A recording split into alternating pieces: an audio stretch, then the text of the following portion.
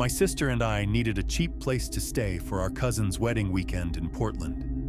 We found this perfect house-sitting gig on a neighborhood app, watch someone's cat for 3 days, stay for free in their beautiful craftsman home. The homeowner, Sarah, seemed sweet over text.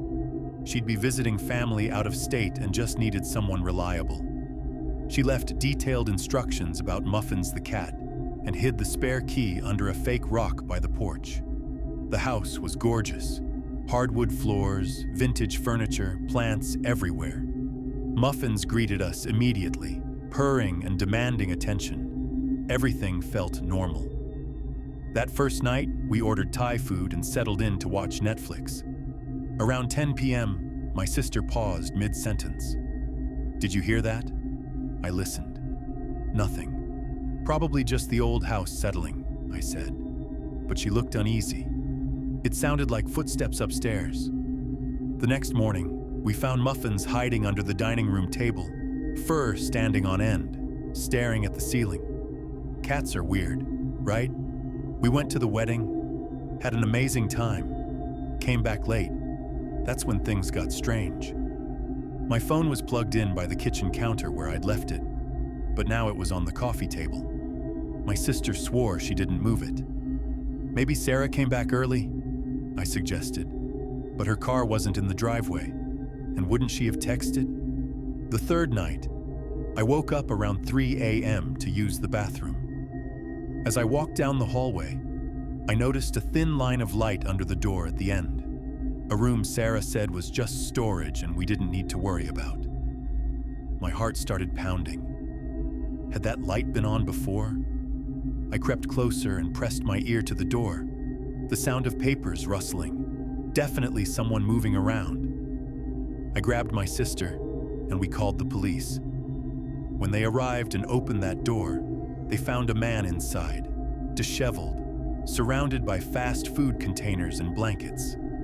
Turns out, he was Sarah's ex-boyfriend, who'd been secretly living in her house for weeks.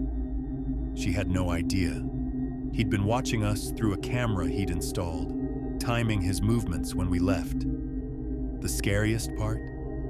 He'd been there the whole time, just a few feet away while we slept.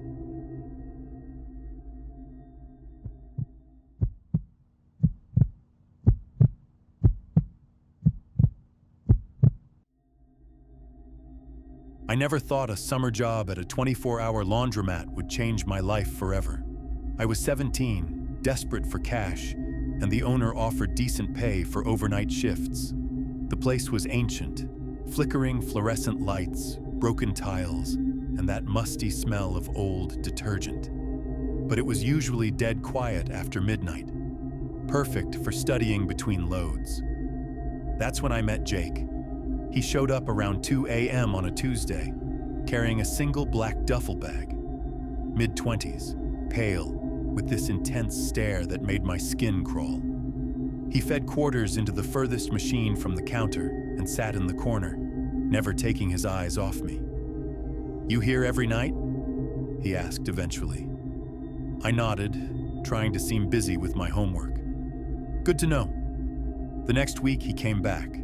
Same time, same routine. But this time, he lingered after his wash finished.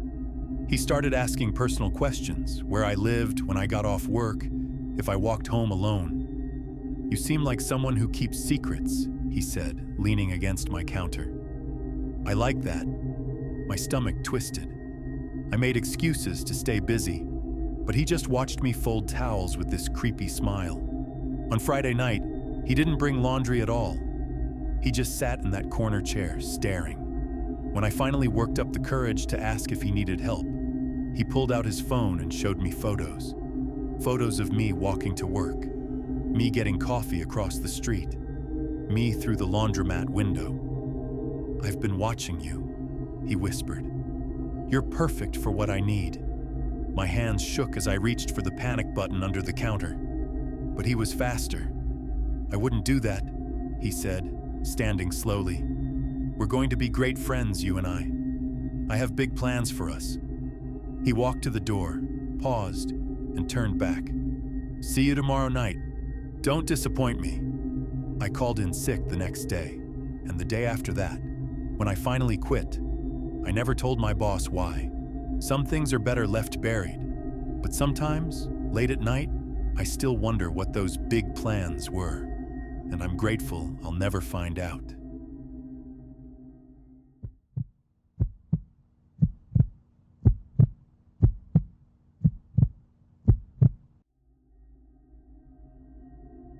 My roommate Sarah and I were 20, backpacking through Europe on our summer break. Barcelona was our third stop, and we'd booked a cheap hostel in the Gothic quarter. The place had decent reviews, but when we arrived, something felt off. The lobby was dimly lit, with peeling paint and a musty smell. The receptionist, a thin man with cold eyes, barely looked up as he handed us our room key. "4th floor," he muttered. "Elevator's broken." Our room was tiny, with 2 narrow beds and a window that faced a brick wall. Sarah immediately complained about the lack of air conditioning, but I was more concerned about the door. The lock looked flimsy, and there was a scratch pattern around the handle like someone had tried to pick it.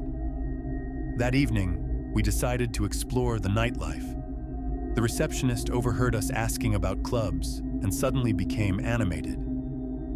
"There's a private party tonight," he said, leaning closer.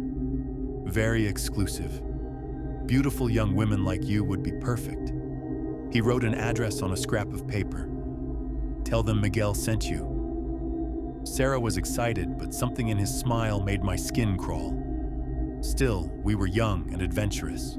We got dressed, had a few drinks, and took a taxi to the address. The building was in a residential area, far from the tourist zone. No music, no lights, no other partygoers on the street. The taxi driver looked confused, but dropped us off anyway. I pressed the buzzer for apartment 3B. A voice crackled through the intercom. "Miguel's friends?" The door buzzed open immediately. We climbed 3 flights of stairs in silence. The hallway was narrow and poorly lit. When we reached 3B, the door was already open, held by a large man in a black t-shirt. He didn't smile or introduce himself, just gestured for us to enter. The apartment was sparse. A few pieces of furniture, no decorations, no signs of a party. 2 other men sat on a couch, watching us intently. None of them looked like they were there to have fun.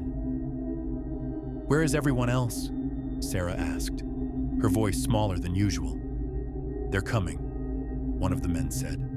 "Sit, relax." I noticed there were no windows we could see from where we sat. The front door had clicked shut behind us, and I hadn't seen the large man turn any locks, but somehow I knew we couldn't just leave. One of the men brought us drinks, vodka mixed with something sweet. Sarah started to reach for hers, but I caught her wrist and shook my head slightly. "I need to use the bathroom," I said. The man pointed down a hallway. "Second door." In the bathroom, I quickly sent a text to my friend back home. "Something wrong. Send help." I included our location and a photo of the building from outside. When I returned, Sarah was looking pale. The men were asking us questions: where we were staying, if anyone knew where we were, if we had much money on us. My phone buzzed. My friend had contacted the local police. "We should go," I said suddenly. "Our friends are expecting us at another bar." The large man stood up. "No," he said simply. "You stay." That's when I knew we were in real danger. Sarah started crying. I grabbed her hand and moved toward the door, but the man blocked our path. Then we heard it. Heavy footsteps on the stairs, shouting in Spanish. The apartment door burst open. Spanish police flooded in, weapons drawn. Later, we learned the building was under surveillance. The men were part of a trafficking ring that had been targeting young tourists for months. We never went back to that hostel, and we never traveled anywhere again without telling multiple people exactly where we'd be.